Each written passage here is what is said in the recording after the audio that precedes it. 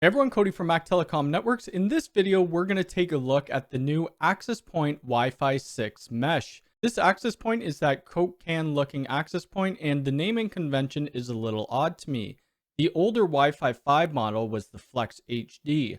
I'm not too sure why they're calling it the 6 mesh. If you're new here, please hit the subscribe button. Make sure to hit the bell icon. If you'd like to hire me for network consulting, visit www.mactelecomnetworks.com. If you'd like to support the channel, we do have memberships available and you can join below this video. The first thing we're going to do is check to see what comes in the box with the Wi-Fi 6 mesh. Then we'll go over the specs, get it adopted into my Unifi controller.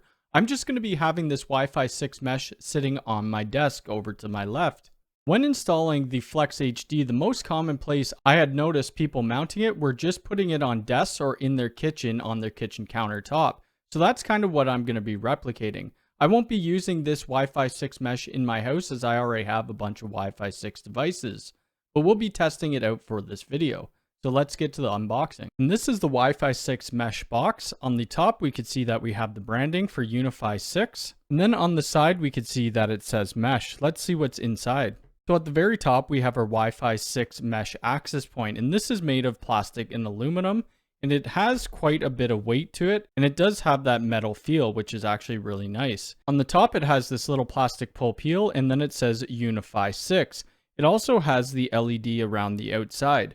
Also in the spec sheet, it does say that this supports RGB. But with some Unifi U6 LR access points, it says that it supports RGB, but they don't. They took it away.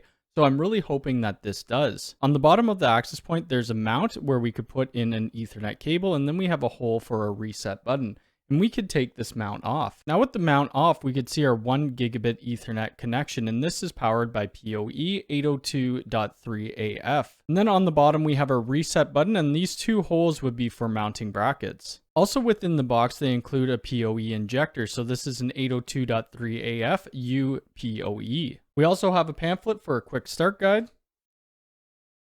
And then we have a couple different mounts, so this would be if we're mounting it to the wall. And this would be if we're just going to be having it sitting on a table, which I will be, so I'll place this mount onto it. On the bottom, we have our power cord for our PoE injector, and then we have a few zip ties if we're going to be mounting this access point to a pole. We also have a bag of screws and anchors. Before we look at the specs of this access point, I'm going to plug this into my USW Lite 16 PoE that's sitting on my desk. I'm going to peel off the sticker, and we can see that white light. That means it's going to be booting up and then ready for adoption.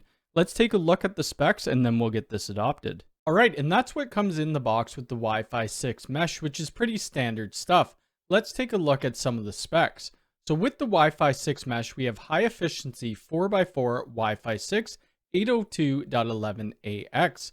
On the 5 GHz, we have 4x4 multi-user MIMO and OFDMA with a 4.8 gigabit per second throughput rate. On the 2.4 GHz, we have 2x2 MIMO band with 573.5 megabits per second rate. It operates at full 4x4 MIMO with 160 megahertz bandwidth, and it's powered by 802.3AF.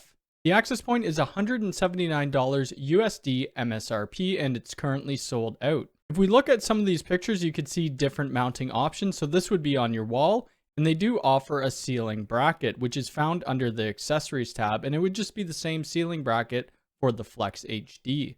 Now let's get into my Unifi controller and get it adopted into our network. Okay, we're into my Unifi controller, and we could see that the U6 mesh is pending adoption. We need to click on that access point, and then we could press adopt device. This will take a little bit to adopt, but once it's adopted, we'll look at some of the settings. Okay, and the Unifi 6 mesh is now adopted, and this will be pretty standard across all of the access points, but we'll take a look at the settings anyway.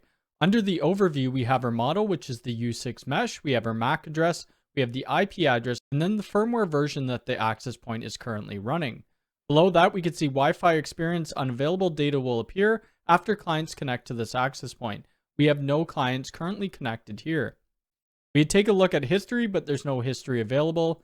Under general, we can see the uptime, the memory usage, load average, Wi-Fi membership, so which Wi-Fi SSID this access point has on it, and then we could see the AP group memberships. Below that, we could see our wired uplink. It's connecting to my office switch on port 5. We could see the speed, power, down packets, up packets, and the activity. We could also see some air stats about the 2.4 and the 5 gigahertz. We could see downlinks, which there are no downlinks. We could see AP groups that it's a part of, and then we could see the clients and the guest. And we could also see our WLAN. If we take a look at insights, we could see our channel usage, and then we could see our RF environment, which we could do a scan of the channels. If you do a scan of the channels, it will boot whoever's on this access point off. And then under settings, we could give our U6 mesh a name if we'd like, and we could also change the channels on the radios. So we have our channel width, and then we have our channel. We also have our transmit power, and then enable minimum RSSI. The only thing I'm going to change here is under the 5 gigahertz with the channel width. Instead of having it on 40, I'm going to have it on 80. I'll scroll down and then I'll apply the changes. So here's the big moment of truth. Does this access point actually support RGB?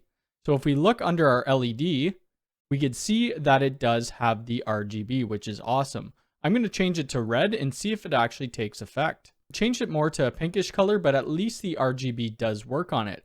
We could also change the brightness of the LEDs if we like, or we could turn them off completely. Under network, this is where we would configure DHCP or static IPs, and then service, we would have our management VLAN as well as SNMP. And then under manage, it's the same as everything else. We could locate device, restart device, copy configuration, custom update, trigger provision, download device info, debug, or we could forget this device from our controller. So now what I'm going to do, I'm going to take my iPhone 11 around the house, do some speed tests, do some iPerf tests, and see the results that we get. Everybody's Wi-Fi results would be different as we have different things in our houses or business. So my results and your results will probably be different. So I'm going to go do these tests and then we'll be back to look at the result. Now my testing is finished. Let's take a look at the results. For the U6 mesh for the download speed in my office, we are getting 600 megabits per second down and we're getting 407 up.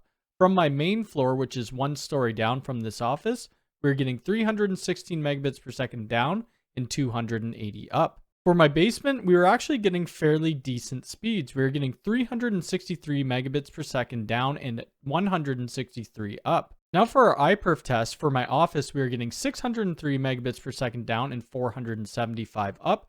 For my main floor, we are getting 340 down and 283 up. And then from my basement, we are getting 266 down and 95 up. Like I said, our results are going to vary. There was only one client connected to this U6 mesh access point at the time, which was my iPhone 11, which has a Wi-Fi 6 chipset in it. My download and upload speed are 1000 by 1000, and the house is about 2000 square feet. All in all, I think this access point is great and it's aesthetically pleasing. I really want to get some of the mounts for the roof so I could put it into this office. If you have any questions about this video, please leave it in the comments below. If you like this video, hit the thumbs up button. If you're new here, please subscribe and hit the bell icon. All right, thanks.